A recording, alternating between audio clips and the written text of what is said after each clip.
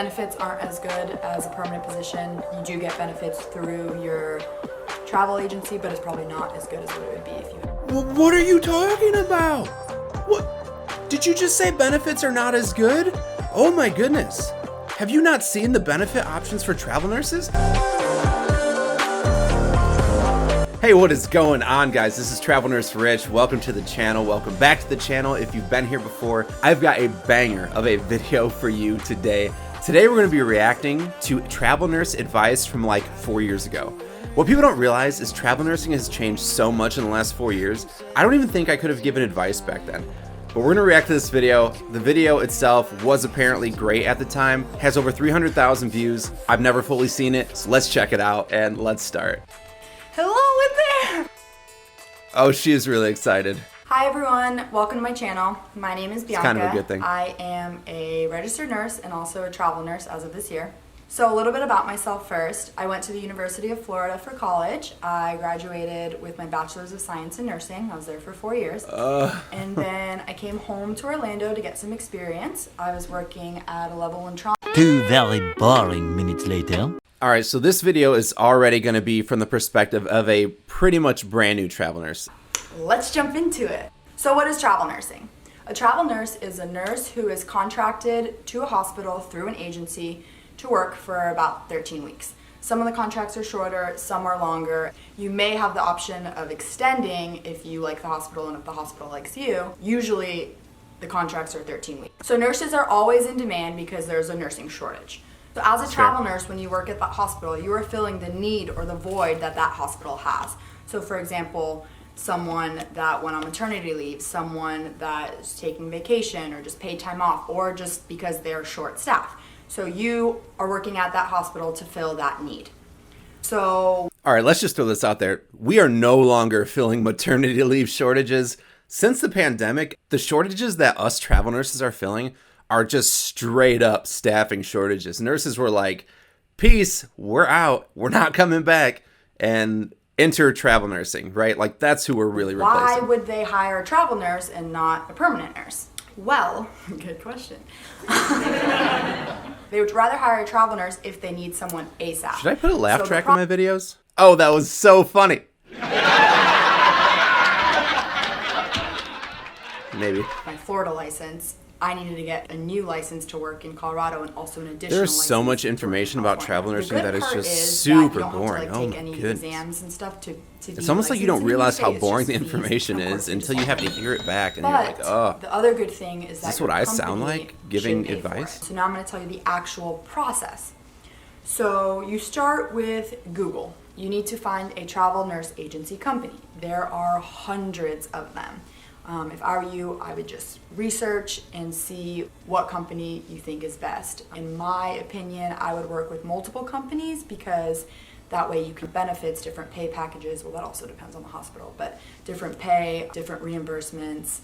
And then most importantly, not every company is contracted to the same hospital. So different companies have access to different jobs. Yeah, so let me stop for a second. So she's completely right on part of this. Like you definitely want to work with multiple companies. And it's not just because different companies have different contract options. The vast majority of the companies have the same exact option, but some companies will have exclusive options and some won't. But here's why you want to work with multiple companies is because the studies actually show that you'll make more money working with multiple companies. So if there's no other reason, it's just going to benefit you in the long run working with multiple companies as long as you don't pledge your loyalty to a random company for no reason. So travel nursing isn't for everyone. There's no stability.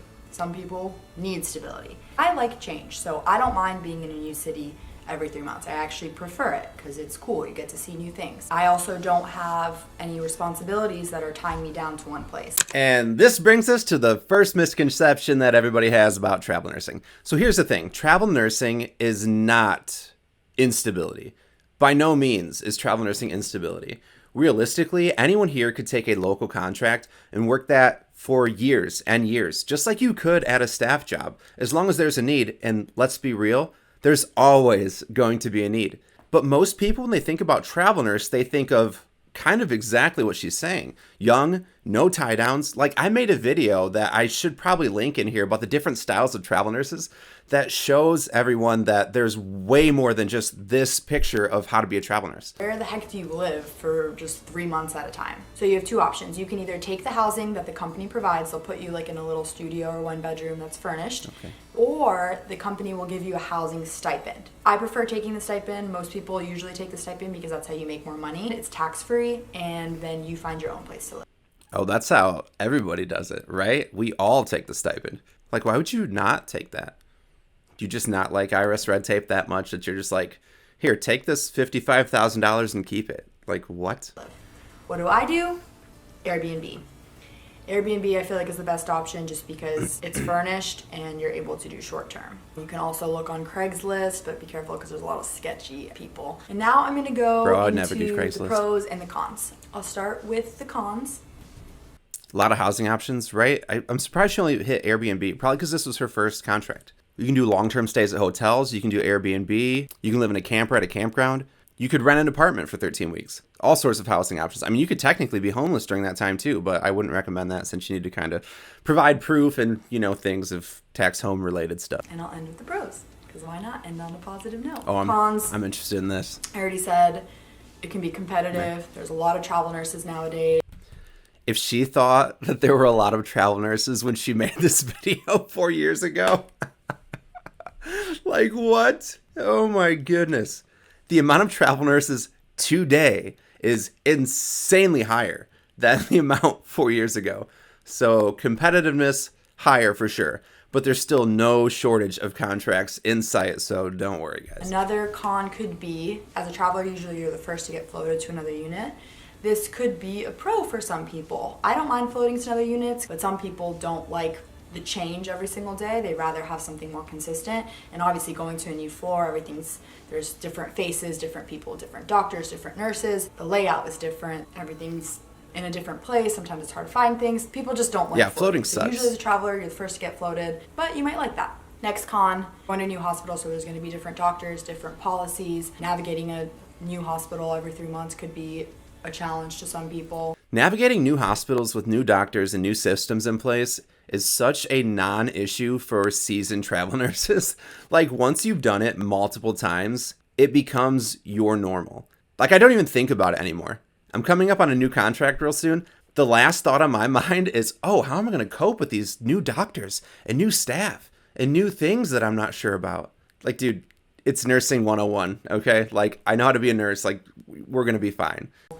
Most importantly, I would say if the hospital has a different EMR, which is where you do all your documenting and charting, that's probably the hardest challenge because it takes a little bit to get used to. So if you're traveling alone, you could be lonely, you're away from your family. The electronic medical records, yeah, that part is kind of still annoying because some of these records are so far in the Stone Age, it's ridiculous. I haven't encountered this problem yet because I've only been to one hospital as a travel nurse, but a lot of people say that some permanent staff nurses don't treat the travel nurses that well, and that's because as a travel nurse you're making more than a staff nurse, so they just automatically aren't the nicest to you, aren't helpful or approachable. So here's what I have to say to that. Yeah, you'll find that occasionally. It seems to be more rare than anything. I mean, I've done, how many travel nurse assignments have I done? So I've had well over 12 contracts. You're definitely going to find some people that suck. Some of the seasoned people, some of the new people, some people that understand you, some people that don't understand you. Like, that's just par for the course. I mean, if you think travel nurses are getting treated wrong, try being a new grad somewhere. Like, do you know how new grads are treated nowadays? Like, travel nurses get treated way better on average than any new grad has ever been treated.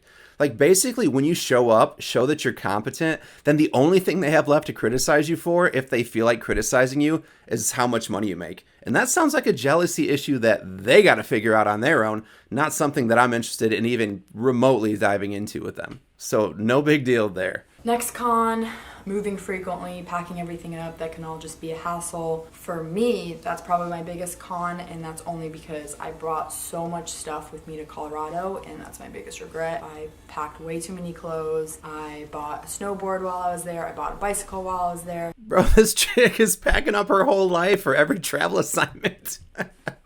I need to do a video of like what to bring and what not to bring. Dude, leave your house at home and just bring some clothes and maybe like a couple basic essentials. You do not need to be packing for days to like rent U-Hauls. Like you don't need to do any of that. That's too much. You're a little overkill right now. So also if you have a car, shipping your car or driving your car and putting the mileages on it, I personally just ship it because I think it's easier and I just fill my car. Benefits aren't as good as a permanent position. You do get benefits through your travel agency, but it's probably not as good as what it would be if you had. Well, what are you talking about? What? Did you just say benefits are not as good? Oh my goodness. Have you not seen the benefit options for travel nurses? Like, okay, like if you're at a mom and pop place that only has like 10 employees and they don't offer health insurance, okay, you will not have good benefits. But like the only places, like travel nurse benefits are insanely competitive. Like I'm not even kidding. Like I just looked over the benefits of this new company that I'm at, and for $130 per week, I can have a PPO health insurance plan that costs me zero deductible. Virtually everything is 100% covered. Like that is unheard of in the insurance world. Like what?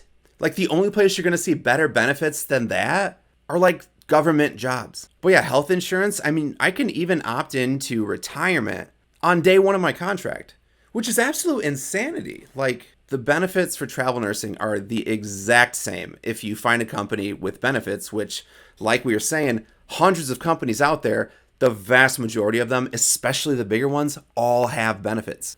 A permanent position at the hospital. Now I'm gonna get into the pros. You make more money. My favorite pro is probably you get to travel and see the country, getting to experience new cities. I was really hoping she was going to go over how much she gets paid. And you just get to work and travel at the same time. The good thing is that most assignments are only 3 months, so if you don't like the place you're in, you'll be out of there soon. You also have a lot of flexibility between assignments. If you decide, I don't want to work for a month or two, I want to go to Europe and travel and vacation, you can do that between assignments. After your assignment ends, you tell your recruiter when you want to begin your next assignment. So in between, you can take off as much time as you want. So that's all the pros and cons I can think of at this moment. I'm sure there's probably more, but at the top of my head, there are lots more. That is all I got. That's pretty much it for this travel nursing video. So like for a new travel nurse, she actually did a pretty good job with this video. Like I'm not even gonna lie. I'm actually kind of impressed with how thorough she was. And you know, there were not as many differences as I had expected because she did such a good job. And in the areas where she could have been specific and this video would not be nearly as relevant today, she decided to be a little bit more vague. Like she did not talk about pay. Back in 2017, the average pay, unless you're in California, was like $1,500 a week take home pay. Like that's what we were all shooting for back then. But right now, the average contract seems to be between $4,000 and $5,000 for like a gross pay, which obviously is way bigger than what it was before. I'm thoroughly impressed that she could sit Indian style on a bed for this long. Like if I sat Indian style on a bed for that long, I don't think I'd be able to get up after filming a video. Like you guys don't understand, like this video is 14 minutes and 57 seconds. That means she probably recorded around 30 minutes of footage minimum, maybe even like 45 minutes of footage. There's no way I'd be sitting in that position for that long. That is insanity. Like that's what kindergartners do. Like little kids can do that. I cannot do that. If you like this kind of content, guys, you need to subscribe to the channel. Comment down below what your favorite part of this video is. Let me know if you want more content like this. And just before we go, there is an insane amount of money out there for travel nurses right now. And there's a way to get like $1,000 more per week. And I made a video about that, which is up on the screen right now. So you should definitely go check it out. Let me know what you think. Like, comment, subscribe. See you guys next time.